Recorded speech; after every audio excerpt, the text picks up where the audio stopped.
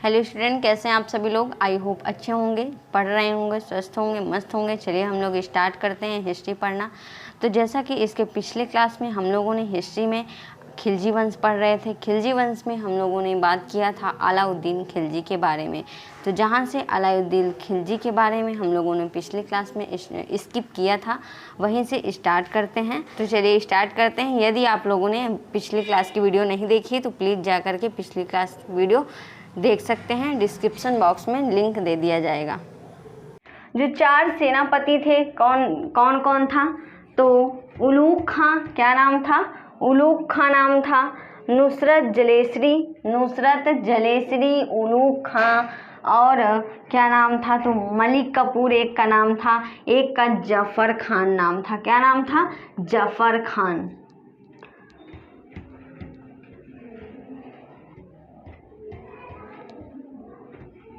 ये जो 4 सेनापति थे, इसके जहाँ भी जाते थे क्या करते थे, विजयी होकर के ही आते थे। कितने थे, 4 थे। उलूग खां, नुसरत जलेसरी, ये दोनों उत्तर भारत के अभियान के लिए गए थे। नुसरत जलेसरी और उलूग खां ये कहाँ पे अभियान कर रहे थे, उत्तर भारत में, जैसे गुजरात हो गया और राजस्थान हो गया, यानी जो ये पश्चिम वाला एरिया है यहाँ पे कर रहे थे।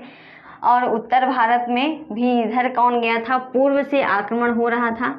यहाँ पूर्वी साइड से किसका आक्रमण हो रहा था, मंगोलों का आक्रमण हो रहा था। तो मंगोल का जो आक्रमण का नेतृत्व कर रहा था, कौन सा सेनापति था, जफर खान था। कौन, जफर खान था। ये मंगोलों के आक्रमण में नेतृत्व करते समय जफर खान की मृत्यु भी हो जाती है। तो ये भी पूछा जाता है कि अलाउद्दीन का कौन सा सेनापति था जिसकी मृत्यु हो गई थी, कब, मंगोलों के आक्रमण को दमन करते हुए, यानी मंगोलों से अपनी रक्षा करते हुए किसकी मृत्यु हो गई थी, तो जफर खान की मृत्यु हो गई थी। एक इसे मिला था, दास मिला था, कितने में, 1000 दिनार में। उसका नाम था मलिक कफूर। क्या नाम था, मलिक काफूर नाम था।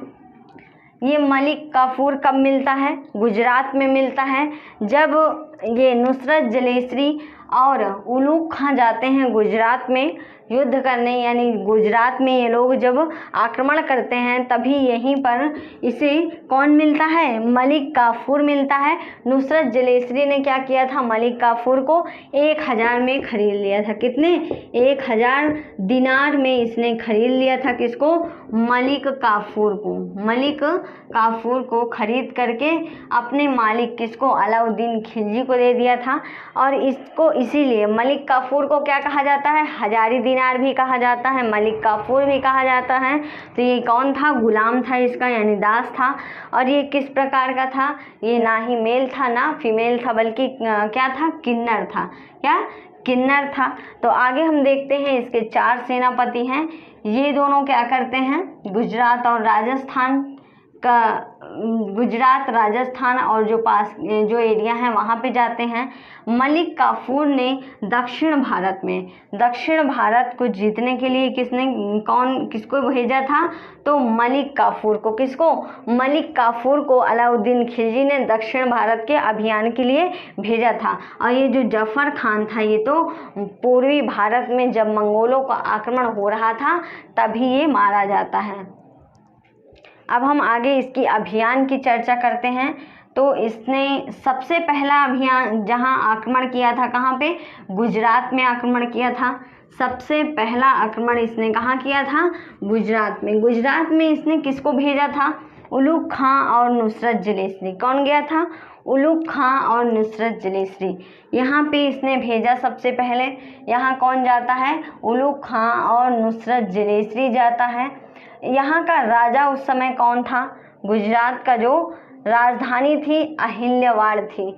गुजरात का राजधानी क्या थी, तो अहिल्यावाड़ थी। राजा कौन था, रायकर्ण। राजा का क्या नाम था, तो रायकर्ण नाम था। रायकर्ण और राजधानी क्या थी? राजधानी अहिल्यवाड़ थी। राजधानी क्या थी? अहिल्यवाड़ थी। कहाँ पे सबसे पहला आक्रमण अलाउद्दीन खिलजी का कहाँ पे हुआ था? तो गुजरात में हुआ था। गुजरात का राजा रायकर्ण था और राजधानी कहाँ थी? तो अहिल्यवाड़ थी। यहाँ पे कौन कौन गया था नेतृत्व करने के लिए? तो नुसरत जलेसरी और उलूग खां। कौन गया था? नुसरत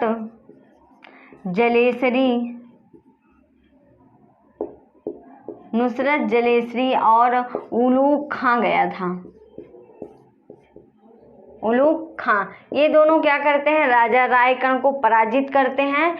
और पराजित करने के बाद यहाँ पर इसने आक्रमण क्यों किया था? तो इसकी राजा रायकर्ण की बेटी का नाम था देवल देवी। क्या नाम था? देवल देवी नाम था। इसकी पत्नी, ये कौन थी? इसकी बेटी थी, पुत्री थी। इसकी पत्नी का नाम था कमला देवी। क्या नाम था? कमला देवी नाम था। तो अलाउद्दीन खिलजी के जो सेनापति थे नुसरत जलेसरी उलूग खां ने क्या किया था? यहाँ जब गुजरात में राजा रायकर्ण पर आक्रमण किए, गुजरात की राजधानी अहिल्यवाड़ थी, तो राजा रायकर्ण क्या हुआ? पराजित हो गया। पराजित होकर के ये कहाँ भाग जाता है? यहाँ यादव वंश, देवगिरी में यादव वंश राज्य था। ये देवगिरी है, यहाँ पे यादव वंश राज्य चल रहा था। देवगिरी में यादव वंश का राज्य चल रहा था। यहाँ के राजा कौन थे? तो रामचंद्र। कौन थे? रामचंद्र देव थे। देवगिरी के राजा रामचंद्र देव थे। आगे ये रामचंद्र देव पर भी आक्रमण करता है। तो ये किसको? यहाँ इनकी पत्नी छूट जाती है। कौन? रायकर्ण की पत्नी कमला देवी यहाँ पर छूट जाती है। अपनी बेटी देवल देवी को लेकर के कहाँ चला जाता है ये रायकर्ण? तो दक्षिण भारत में देवगिरी पर स्थित, देवगिरी में स्थित जो यादव वंश था, उस समय यादव वंश में राजा कौन था? तो रामचंद्र देव था। कौन था? रामचंद्र देव था।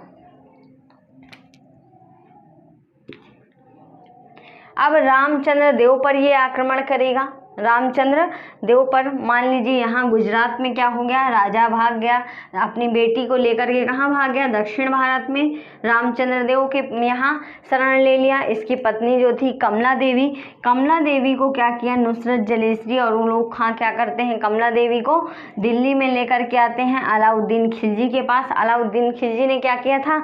कमला देवी से विवाह कर लिया था। कमला देवी से विवाह कर लिया था। इसके बाद ये अगला अभियान कहाँ करता है? राजस्थान में करता है। राजस्थान में अब जब गुजरात जाना है, इनको गुजरात जाना है, तो राजस्थान में यहाँ जो पश्चिमी घाट यानी जो पश्चिमी एरिया था, यहाँ पे बंदरगाह था। यहाँ अब अलाउद्दीन खिलजी को व्यापार करने के लिए आसानी हो गई। लेकिन गुजरात में व्यापार करने के लिए राजस्थान से गुजरना होता था। राजस्थान से जब गुजरना होता था तो राजस्थान के राजा थे कौन? राजस्थान में भी योग्य शासक थे। जैसे मेवाड़ में अगर हम बात करें तो राजा रतन सिंह थे। मेवाड़ में कौन थे? राजा रतन सिंह थे। एक हमीर देव भी राजस्थान में था। राजस्थान का एक एरिया था, कौन सा? तो राजस्थान का जो एरिया था वहाँ पे हमीर देव शासक थे। हमीर देव कहाँ के थे? तो रणभंभौर के। कहाँ? रणभंभौर की। ये भी राजस्थान में एरिया पड़ता है। तो जब इसने आक्रमण किया कहाँ पे? राजा, अब हम बात करेंगे राजस्थान की। राजस्थान के राजा कौन थे? मेवाड़ की राजा कौन थे? राजा रतन सिंह। राजा रतन सिंह। तो राजा रतन सिंह पर ये आक्रमण किया। राजा रतन सिंह जब पराजित हो गए थे तब किस लिए ये आक्रमण किया था? पद्मिनी के लिए। किस लिए? पद्मिनी के लिए आक्रमण किया था राजा रतन सिंह के यहाँ। राजा रतन सिंह की पत्नी थी पद्मिनी के लिए ये आक्रमण किया था। तो यहाँ पे हार कौन जाता है? राजा रतन सिंह जब हार जाते हैं तो पद्मिनी ने क्या सोचा कि अब अलाउद्दीन आएगा और मुझे क्या करेगा। जैसे यहाँ पे कमला देवी को क्या किया था? इसने अपनी पत्नी बना लिया था, तो यहाँ पद्मिनी को भी पत्नी बना लेगा। तो पद्मिनी ने क्या किया था कि जौहर कर लिया था। पद्मिनी ने क्या किया था? जौहर कर लिया था। जौहर मतलब आग का कुंड बनाते हैं लोग, उसी में कूद करके जलती आग में यानी सज धज के श्रृंगार करके औरतें बैठ जाती हैं और उसी में जिंदा जल जाती हैं, इसे जौहर कहा जाता है। अगर हम ये बात करें कि सर्वप्रथम कौन सी महिला ने जौहर किया था, सर्वप्रथम कौन सी महिला ने जौहर किया था, तो वो देवल। जब सिंध पर कासिम ने आक्रमण किया था, किसने? मोहम्मद बिन कासिम ने आक्रमण किया था सिंध पर, तो सिंध का राजा कौन था? दाहिर था। तो दाहिर की पत्नी रानी बाई ने सबसे पहले जौहर किया था। उसके बाद फिर आगे बहुत सी रानी होती हैं जो जौहर कर लेती हैं। जब जिसके पति की मृत्यु हो जाती है तो वो लोग क्या करते हैं कि अब उनके रक्षा के लिए, उनके पति नहीं, मान सम्मान के लिए, तो वो लोग क्या करती थी? जौहर कर लेती थी। तो अगला आक्रमण यहाँ पे इसने किया। फिर इसने अगला आक्रमण कहाँ पे किया था? तो दक्षिण भारत में अब ये आक्रमण करता है, दक्षिण भारत में आक्रमण करता है। यहाँ होयसल वंश पर आक्रमण ये करता है। कहाँ? होयसल वंश कहाँ है? तो कर्नाटका में है होयसल वंश। जो वर्तमान में अगर हम बात करेंगे होयसल वंश की तो कहाँ है? कर्नाटका में। यहाँ पर जब इसने आक्रमण किया था तो होयसल वंश का राजा कौन था? बिल्लभ तृतीय था। राजा कौन था? बिल्लभ तृतीय था। बिल्लभ तृतीय के समय इसने आक्रमण किया था। कौन? दक्षिण भारत में आक्रमण करने के लिए कौन सा सेनापति था? अलाउद्दीन का कौन सा सेनापति था जिसको दक्षिण भारत में आक्रमण करने का नेतृत्व दिया था? यानी कि दक्षिण भारत में आक्रमण करने के लिए जो नेतृत्व मिला था वो किसको मिला था? मलिक कफूर को। किसको? मलिक कफूर को मिला था। मलिक कफूर जो यहाँ गुजरात में 1000 दिनार में ये खरीदा था। किसने? नुसरत जयश्री ने। तो अब दक्षिण भारत में आक्रमण कहाँ करेगा? होयसल वंश पर किया। इसकी राजधानी क्या थी? द्वार समुद्र थी। होयसल वंश की राजधानी क्या थी? द्वार समुद्र थी। द्वार समुद्र की कर्नाटका को ही द्वार समुद्र कहा जाता था पहले। होयसल वंश की बात कर रहे हैं हम लोग। होयसल वंश में जब ये आक्रमण किया था उस समय तो बिल्लाल कौन था? बिल्लाल तृतीय यहाँ का राजा था। बिल्लाल तृतीय यहाँ का राजा था। और यहाँ पर भी कौन विजयी होता है? अलाउद्दीन खिलजी का सेनापति मलिक कफूर। कौन? मलिक कफूर यहाँ पर भी विजयी हो जाता है। मलिक काफूर यहाँ पर भी विजयी हो जाता है। और देवगिरी पर इसने और कहाँ पे आक्रमण किया? तो देवगिरी पर आक्रमण किया। क्यों देवगिरी पर आक्रमण किया था? क्योंकि रामचंद्र देव ने किसको शरण दिया था? गुजरात के शासक राय कर्ण को, उसकी बेटी भी साथ में थी, उसको शरण दिया था। इसलिए इसने कहाँ आक्रमण किया? चंद्रदेव पर यह आक्रमण करेगा। रामचंद्र देव का जो स्थान था यानी किस वंश का था ये? अगर हम वंश की बात करें तो यादव वंश का था। कहाँ पे ये शासन कर रहे थे? तो देवगिरी में। कहाँ पे? देवगिरी में शासन कर रहे थे, देवगिरी में। और यहाँ पे किस वंश का शासन चल रहा था? यादव वंश का। किस वंश का? यादव वंश का शासन चल रहा था। जब ये यहाँ का राजा कौन था? रामचंद्र देव। कौन था? रामचंद्र देव था। रामचंद्र देव के यहाँ जब ये आक्रमण करता है, यहीं से क्या करता है ये? मलिक कफूर जो होता है रामचंद्र देव को पराजित करता है। लेकिन रामचंद्र देव इतनी वीरता से इससे युद्ध किए थे कि अलाउद्दीन खिलजी इससे प्रभावित हो जाता है रामचंद्र देव से, और छोटी सी जगह का इसे जागीरदार बना देता है। और यहाँ जो देवल देवी थी, जो गुजरात का राजा राय कर्ण था, और उसकी बेटी कौन थी? देवल देवी। जो देवल देवी इसकी बेटी थी, इसको मलिक कफूर ले जा करके अलाउद्दीन खिलजी को देता है। अलाउद्दीन खिलजी ने क्या किया था? देवल देवी की शादी किससे करवा दिया था? अपने पुत्र खिज्र खां से करवा दिया था। इसी विवाह में एक गोपालक नाम का व्यक्ति होता है जिसने क्या गाया था? गोपालक नाम का व्यक्ति ध्रुपद शैली में गाना गाया था। यानी पहली बार ध्रुपद शैली में गाया गया जो गाना था वो किसके विवाह में हुआ था? तो देवल देवी और खिज्र खां के शादी में गाया गया था। इसके बाद इसका जो अगला आक्रमण होता है ये कहाँ पर करता है? अगला आक्रमण जो ये करता है होयसल वंश पर कर चुका है। कहाँ पे? होयसल वंश। और यादव वंश पर भी कर चुका है, यादव वंश पर भी कर चुका है, होयसल वंश पर भी कर चुका है। अब कहाँ करेगा? तो वारंगल में। कहाँ करेगा? वारंगल में। ये वारंगल किधर था? तो ये जो आंध्र प्रदेश का एरिया था वो वारंगल कहलाता था।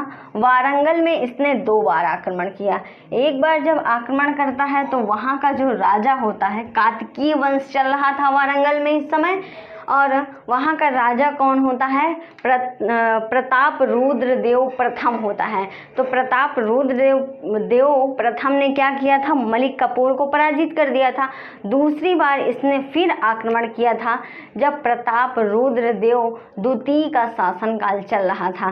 तब प्रताप रुद्र देव द्वितीय को मलिक कपूर ने पराजित किया। वहाँ से क्या किया इसने? कोहिनूर हीरा और बहुत सारा धन लेकर के कहाँ जाता है? दिल्ली में जाता है। और बर्नी ने कहा था, किसने? इतिहासकार बर्नी ने कहा था कि अलाउद्दीन खिलजी इतना धन लूटा था कि फिरोज शाह तुगलक, क्या? फिरोज शाह तुगलक के समय तक ये धन चला था। जैसे अलाउद्दीन खिलजी के बाद खिज्र खां आएगा, इसके बाद तुगलक वंश आएगा, तो फिरोज शाह यानी कि गयासुद्दीन तुगलक, फिर फिरोज शाह तुगलक, तो कई पीढ़ियाँ, 4-5 पीढ़ियाँ इस धन को खाई थी। इतना मतलब इसने धन लूटा था। तो अगला वंश, अब ये आक्रमण भी कर चुका है। कहाँ पे? होयसल को भी पराजित कर दिया। कहाँ? होयसल को भी, और देवगिरी को भी पराजित कर दिया था। और ये जो वंश था वारंगल, जो वारंगल में कातकी वंश चल रहा था, यहाँ इसको भी पराजित कर दिया था। अब अलाउद्दीन खिलजी की मृत्यु कब हो जाती है?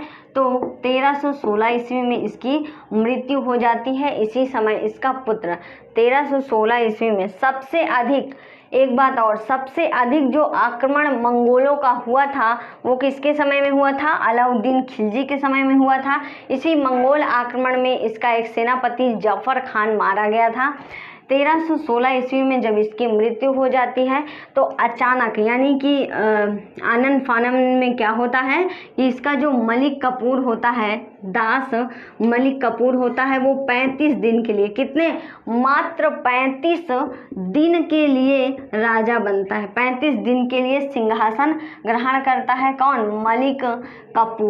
मलिक काफूर। तो कभी कभी क्वेश्चन में पूछ लेता है कि सबसे कम समय के लिए जो दिल्ली सल्तनत का राजा हुआ था वो कौन था? मलिक काफूर था, 35 दिन के लिए केवल। इसके बाद हम बात करेंगे, अगला शासक आएगा कुतुबुद्दीन मुबारक शाह। अगला शासक जो होता है वो कुतुबुद्दीन मुबारक शाह होता है। कब से कब तक शासन करता है? तो 1316 ईस्वी से लेकर के 1320 ईस्वी तक ये शासन करता है। 1316 से लेकर के 1320 ईस्वी तक ये शासन करता है। इसके बारे में इतिहासकार बर्नी ने कहा है। कौन आएगा अगला शासक, इसका उत्तराधिकारी? कुतुबुद्दीन मुबारक शाह। कुतुबुद्दीन मुबारक शाह आएगा। इसने कब तक शासन किया था? तो 1316 से लेकर के 1320 तक इसने शासन किया था। इसने क्या अपनाया था? भूल जाओ क्षमा करो। क्या? भूल जाओ और क्षमा करो की नीति अपनाया था। क्षमा करो की नीति किसने अपनाया था? तो कुतुबुद्दीन मुबारक शाह ने भूल जाओ क्षमा करो की नीति अपनाया था। इतिहासकार बर्नी कहते हैं, इतिहासकार बर्नी क्या कहते हैं कि कभी कभी ये क्या करता था, कुतुबुद्दीन मुबारक शाह क्या करता था, कभी कभी सभा में, यानी जहाँ पे सभा होती थी, राजसभा जो दरबार होता था, वहाँ पे ये कभी कभी निर्वस्त्र होकर के ही ये टहलता था। इसके समय में सबसे अधिक वेश्यावृत्ति होती थी।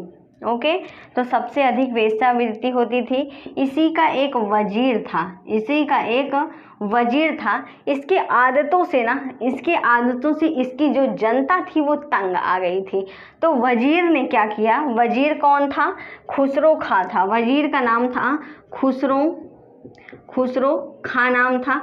वजीर ने क्या किया, इसकी हत्या कर दिया था। वजीर ने इसकी हत्या कर दिया था और इसकी खुसरो खां ने इसकी हत्या करके, किसकी, कुतुबुद्दीन मुबारक शाह की हत्या करने के बाद ये 1320 ईस्वी में अगला शासक कौन बनता है, खुसरो खां। तो जो खुसरो खां होता है वो 15 अप्रैल को गद्दी धारण करता है, यानी अप्रैल में सिंहासन पर बैठता है और सितंबर में ही, 15 अप्रैल को बैठता है, 5 सितंबर को ही लगभग 5-6 महीने के लिए राजा बनता है। और फिर इसका एक सूबेदार होता है, किसका, खुसरो खां का एक सूबेदार होता है, दीवारपुर का एक सूबेदार हो गियासुद्दीन तुगलक होता है। खुसरो खां अगला शासक कौन हो गया, खुसरो खां। खुसरो खां कब से कब तक शासन किया था, तो ये बहुत कम समय तक शासन किया था, 15 अप्रैल से लेकर के 5 सितंबर तक इसने शासन किया था। ये कब की बात है, तो 1320 में ईस्वी में। और इसी का एक सूबेदार था, सूबेदार कहाँ का था, तो दीवारपुर का एक सूबेदार था, उसका नाम था गियासुद्दीन तुगलक। गियासुद्दीन तुगलक था, दीवारपुर का कौन था, सूबेदार था, उसका नाम था गियासुद्दीन तुगलक, जिसे हम क्या कहते हैं, GST भी कहते हैं, गियासुद्दीन तुगलक। गियासुद्दीन तुगलक ने क्या किया था, खुसरो खां की हत्या कर दिया था। गियासुद्दीन तुगलक, इसने खुसरो खां की हत्या कर दिया था और बाद में क्या किया, हत्या करने के बाद तुगलक वंश की स्थापना किया था। तो खिलजी वंश की स्थापना किसने किया था, जलालुद्दीन खिलजी ने किया था। किसने, जलालुद्दीन खिलजी ने। जलालुद्दीन खिलजी को कौन मार दिया, उसका भतीजा अलाउद्दीन खिलजी। अलाउद्दीन खिलजी को कौन मार दिया, तो अलाउद्दीन खिलजी को मारा नहीं किसी ने, बल्कि इसकी मृत्यु हो गई थी। उसके बाद अगला शासक कौन बनता है, कुतुबुद्दीन मुबारक शाह बनता है। उसकी हत्या किसने कर दिया, खुसरो शाह ने। और खुसरो शाह जो इस वंश का था, खुसरो खान जो था इस वंश का अंतिम शासक था। किस वंश का, खिलजी वंश का अंतिम शासक खुसरो खान था। और इस प्रकार से खिलजी वंश 1320 ईस्वी में अंतिम शासक खुसरो खां के समय इस वंश का अंत होता है। कौन अंत करता है, तो इसका सूबेदार था गियासुद्दीन तुगलक। गियासुद्दीन तुगलक ने खुसरो खां को मार करके तुगलक वंश की स्थापना किया। जो तुगलक वंश कब से कब तक चलता है, तो 1320 ईस्वी से तुगलक वंश कब तक चलेगा, 1414 तक। 1320 ईस्वी से 1414 तक ये चलता है। तो यदि आप लोगों को कोई डाउट है तो आप लोग कमेंट कर सकते हैं। आई होप आप लोगों को समझ में आ गया होगा। तो अब हम लोग मिलेंगे अगली क्लास में, तब तक के लिए अगली क्लास में जब हम लोग मिलेंगे तो क्या पढ़ेंगे, तुगलक वंश पढ़ेंगे। वीडियो अच्छी लगी हो तो लाइक कीजिए, कोई डाउट हो तो आप लोग कमेंट कीजिए। और हाँ, यदि आप लोगों ने चैनल को सब्सक्राइब नहीं किया तो प्लीज़ चैनल को सब्सक्राइब कर लीजिए और बेल आइकन जरूर प्रेस कीजिए, जिससे अगली वीडियो की नोटिफिकेशन आप तक पहले पहुँच